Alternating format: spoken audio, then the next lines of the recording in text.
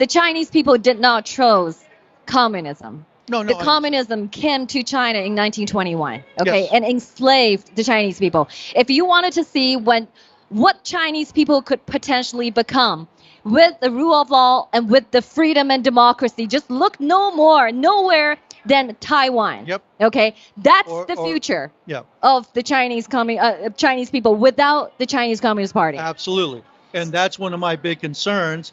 I think China, because we have such a weak government right now with the Biden in charge, they've been destroying our military. Mhm. I think China's going to take over Taiwan. I think if we don't have enough weapons and munitions to actually fight China right now, because we've been sending them all to Ukraine. We've been depleting Fighting the Middle East. Yeah. Right? And, Hamas. and we haven't been producing them Yeah. to the level because we have the progressive Democrats who have controlled Congress for a long time. Yeah. So they cut back on the military spending. They're cutting back on training. Yeah. So we don't have the supplies. And to we have a sustain solution. The new federal state of China, we have a solution. We don't need to go taking down the Chinese Communist Party, resort to the military confrontation or kinetic Right. war. We're saying if the United States, who is basically empowered China, you made the Chinese Communist Party rich in the first place. yeah. If you decouple the CCP economically and technologically, you will see their true color. They're nothing. They're just a paper tiger. You strip them naked. If the NBA does not endorse CCP, if the Wall Street does not endorse the CCP, if the Silicon Valley does not endorse the CCP, if average American does not endorse CCP, CCP is nothing because Chinese people never endorsed this totalitarian evil regime. So you're going to strip them naked by separating them from China and from Chinese people. So that is why our mission is to take down the Chinese Communist Party. We have over, I think, 60 or 70 fellow fighters from NFSC. You see a lot of young faces. The we call them second generations of the fellow fighters from NFSC because they grew up here and they can feel themselves the CCP's infiltration in school, in social media. We talk about TikTok, the algorithm, the big data, and the indoctrination. It's already happened in China for a long, long time, decades, but we see it's happening here. So how do we stop this? Yeah, well, I think, it's funny you mentioned that, we're launching something right now with General Flynn called Operation Z.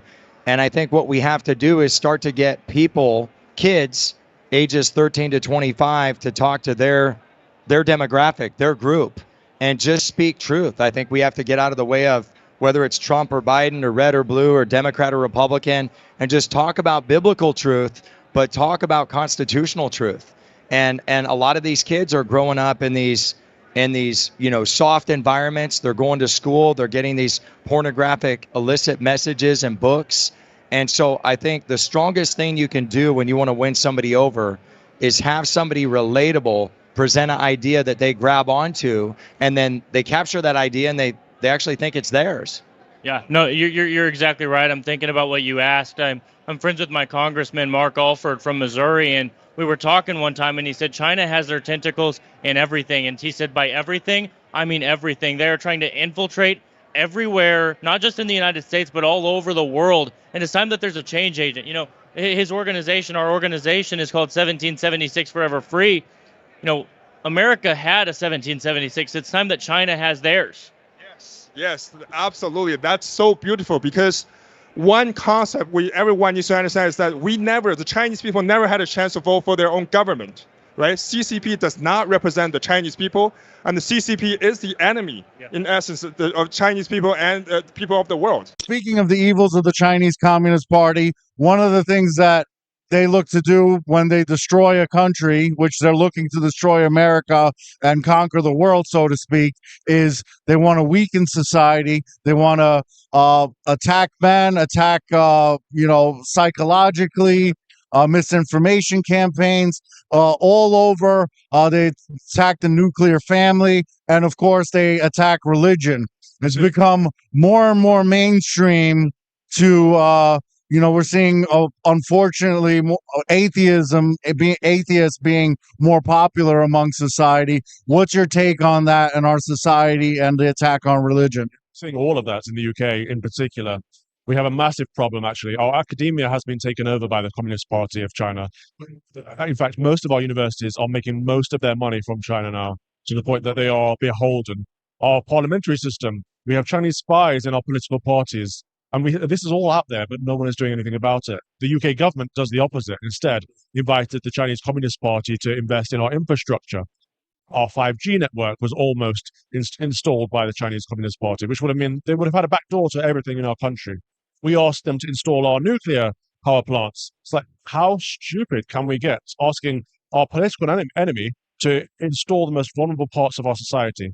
And then on the issue of faith and culture, we only have to look at things like TikTok, where it's designed and programmed in a way that is addictive to young people, that it pushes degeneracy and indecency at them constantly on a cycle that is harmful to our environment, harmful to our young people.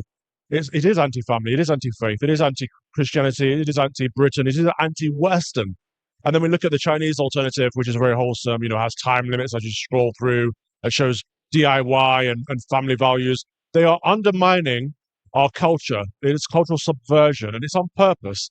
Actually, I think the biggest threat is copy and paste. A lot of our politicians, our governments are looking at China, seeing how they did things and wanting to do things the same way. So China, as an indirect threat, is even more dangerous than it is directly. I can think of many British politicians who say, well, the way that China handled COVID, for example, locking citizens down, literally taking them from one place to another, taking away their liberties, that's a good method. Let's do something like that. That's very dangerous. In the Western society where we believed in liberal democracy for a long time, people are starting to see that communism might be an alternative approach. There are many Texas-based high-tech companies, and they want to do business in China, and that is to put their manufacturing base in China to take advantage of the cheap labor, slave labor, and also to surrender the state-of-art technology to the CCP so that they can modernize their military. So how would you try to stop the Texas-based corporation from giving the much-needed technology and investment to modernize the Chinese Communist Party's military? So, Nicole, we need to concentrate on America first. And companies need to keep their business in America. Yes. Okay? We have to help our own people before we help everybody else. And so we shouldn't be shipping any of our jobs overseas. There's plenty of people, especially our veterans. We need our job. We need to have we need to have a job here. Exactly. And so we need to be definitely making sure that our children are getting a better education, that we have real school choice, in Texas, and that we are giving them the resources that they need to become better citizens. Yeah. And so one of the things that I've been telling people, the constituents in my district, is there is some citizen accountability. Absolutely. You have to vote. We haven't hold those people accountable. We have to hold people accountable. There is citizen. You can't expect anybody to come and save you. There is citizen accountability, and that's what we need to do. We need to focus on our own states and then the United States, and we need to make sure that we keep our jobs here, because we have a lot of college kids coming out of college in debt. And they can't find jobs. They're having to go back and live with mom and dad in the basement. So, we have to make sure that we do not have that. Yeah. And so I think that is a bad decision for companies to take and say that they want to do business overseas. If you really want to have a business overseas, pick up your business, go live in China. Yeah. And then send us a postcard and let us know how you're doing. How you know about the new federal state of China? Absolutely. So first and foremost, I was at AmFest last year and I bumped into you guys, but I didn't have much opportunity to speak with you. Then, because I live in Silicon Valley, about an hour south of San Francisco, I was able to attend APEC. And so I saw you guys there, and that's where I got to know you guys a lot more too. And I was really excited to see you guys there because, quite frankly, I do not like the CCP at all. I do not support brutal dictatorships. So what do you think our action at APEC at that time? I really appreciate there were a lot of demonstrators that were protesting against President Xi coming into town and meeting with President Biden. I really hated the fact that in order for the city of San Francisco, which quite frankly has become a hot mess, they have to clean the city up for a dictator from a communist nation before they even consider what the people, the good people of San Francisco, are dealing with. It's really sad, quite frankly. Yeah, that would usually happen in China within the communist China, and this is also the first time I see that's all happening nowadays in America. So it seems that indeed there are more and more evidence that the CCP is infiltrating America, not only America, actually around the world. And do you want to give us some evidence or all the things you see how the CCP is infiltrating? Yeah, from what I remember, I do understand that the CCP are running secret police departments here in America to target Chinese citizens and Chinese nationals. It's quite frightening, because in America, it's about protecting Americans, and we don't need a foreign government, especially from a communist nation, coming in and having secret police going and harassing American Chinese people. That's not acceptable at all. Recently, we just got back from Africa, Kenya, Africa, after 4 years. And every country that I go to, I see Chinese roads, I see Chinese railways, Chinese infrastructure. And China is funding, and they are using their money to sway the politics of the countries. China is causing countries to become indebted to them. And then China wants them to convert to their currency. Many times the governments, because they owe China so much money, they cannot make a decision that is based upon the welfare of the people. But they must bow down to Xi Jinping's policy because he has the money in that country.